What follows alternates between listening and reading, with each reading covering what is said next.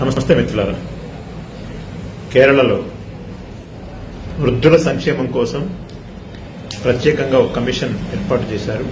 Commission సభ్యులందరూ కూడా వెంటనే ప్రమాణ స్వీకారం కూడా చేశారు.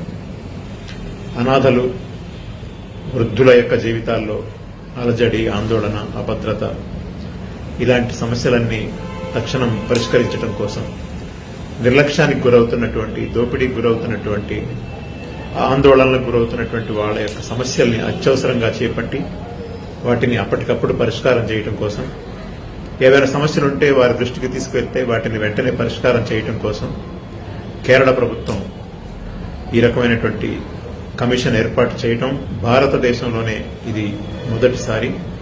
సోమప్రసాద్ అనేటువంటి సామాజిక కార్యకర్త, రాజ్యసభ సభ్యులు అయినటువంటి వ్యక్తి దీనికి చైర్మన్ గా ఉంటారు. ఇందులో సభ్యులుగా హక్కుల కార్యకర్తలు, సీనియర్ సిటిజన్స్ ఫోరం జనరల్ సెక్రటరీలు, అట్లనే ఆ రంగం వారి కోసం పనిచేసేటువంటి మరికొంతమంది ముఖ్యులు, ప్రొఫెసర్లు, ఇలాంటి వాళ్ళందరూ అందులో సభ్యులుగా ఉన్నారు. ఇది ఒక మంచి పరిణామం. వృద్ధుల యొక్క సంక్షేమం కోసం కేరళ ప్రభుత్వం తీసుకున్నటువంటి ఈ నిర్ణయాన్ని అందరూ కూడా అభినందిస్తా ఉన్నారు.